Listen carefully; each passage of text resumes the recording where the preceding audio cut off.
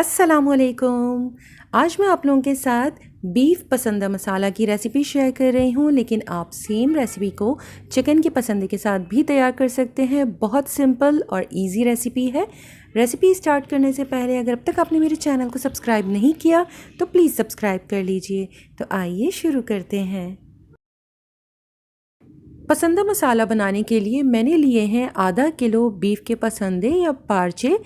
Butcher से या कसाई से कह दीजिए, वो बहुत बारीक आपको पार्चे तैयार कर दे देंगे। अगर आपके पास थोड़े से थिक स्लाइसेस हैं बीफ के, तो फिर आप उसे 2 प्लास्टिक शीट्स के दरमियान रखकर थोड़ा थोड़ा हैमर कर लीजिए। ब्रेक नहीं होना चाहिए उसका मीट, बस थोड़ा सा पतला हो जाए। अब एक पैन में मैंने अंदाज़न इतना पानी ले लिया है जिसमें बीफ बहुत ईजीली गल जाएगा। पसंदे को इतनी देर तक बॉईल करना है कि ये प्रॉपर गल जाएं। बहुत ज़्यादा मैश नहीं होने चाहिए, लेकिन प्रॉपर गोश्त गला हुआ होना चाहिए। पानी में जैसे ही बॉईल आएगा, ऊपर एक झाग आ जाती है जिसमें बहुत मैल होता है, तो कोशिश कर इस झाग को रिमूव कर दें। इस तरह से पसंदों का कलर ख़राब नहीं होगा। और अगर आप कुर्बानी के गोश्त से तैयार कर रहे हैं तो पहला बॉईल आने के बाद आप उस पानी को फेंक दें और दोबारा से वॉश कर नया पानी डालें और उसमें आप पसंदे बॉईल कर लें। इस तरह से कुर्बानी के गोश्त की जो ख़ास स्मेल होती है वो भी ख़त्म हो जाएगी। आप चाहें तो इसे बॉईल करते हुए थोड़ा सा लहसुन अदरक का इस्तेमाल कर सकते हैं। मैंने प्लेन बॉईल किया है। इसे इतनी देर बॉईल करना है कि गोश्त भी गल जाए और 1 कप यखनी रह जाए। अब एक अलहदा पैन में मैंने ले लिए हैं 5 दाने बादाम के। आप इसकी जगह पर मूंगफली का भी इस्तेमाल कर सकते हैं, या फिर अगर आपके पास काजू है तो आप उसका भी इस्तेमाल कर सकते हैं। स्लाइटली सा रोस्ट करने के बाद मैंने इसके अंदर ऐड कर दिया है 1 खाने का चम्मच भरकर कद्दूकश किया हुआ खोपरा। दोनों चीज़ों को बहुत हल्की आंच पर मुस्तकिल चम्मच चलाते हुए भून लें कि इसका थोड़ा सा कलर चेंज हो जाए, और इसके बाद आप इसे बारीक पीस लें। अब कढ़ाई में मैंने ले लिए हैं 2 से 3 खाने के चम्मच तेल। इसके अंदर एक दरमियाने साइज़ की प्याज शामिल कर दी है, स्लाइस्ड कट किया हुआ है। इसे इतनी देर तक कुक करना है कि इसका कलर चेंज होना शुरू हो जाए। जैसे ही प्याज का रंग तब्दील होने लगा, मैंने इसके अंदर ऐड कर दिया है 1 चाय का चम्मच भरकर अदरक का पेस्ट, 1 चाय का चम्मच भरकर लहसुन का पेस्ट, और इसे इतनी देर सौते करें कि इसका कच्चापन ख़त्म हो जाए। बहुत ज़्यादा छींटें उड़ रही थी, इसलिए मैंने इसके अंदर 2 टेबल स्पून पानी के शामिल कर दिए हैं।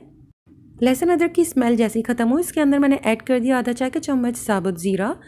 इसे हल्का सा सौते करने के बाद इसके अंदर मैं ऐड कर रही हूँ 1 चाय का चम्मच नमक या हस्बे ज़ायका, आधा चाय का चम्मच हल्दी पाउडर, 1 चाय का चम्मच भरकर धनिया पाउडर, 1 चाय का चम्मच लाल मिर्च पाउडर, 1 चाय का चम्मच देगी लाल मिर्च या कश्मीरी लाल मिर्च पाउडर। इससे कलर थोड़ा सा ब्राइट हो जाता है और फ्लेवर ज़्यादा तेज़ नहीं होगा।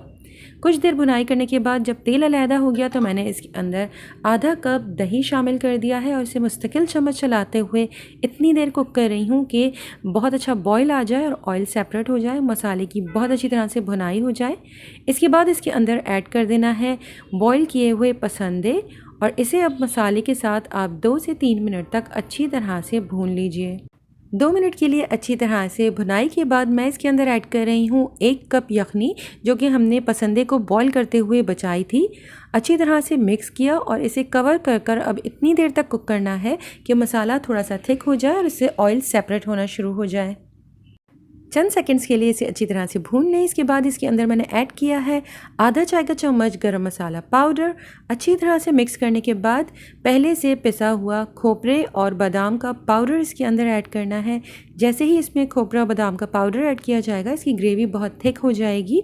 अच्छी तरह से इसे मिक्स करने के बाद आप इसमें अपने टेस्ट के हिसाब से या पसंद के हिसाब से पानी ऐड कीजिएगा।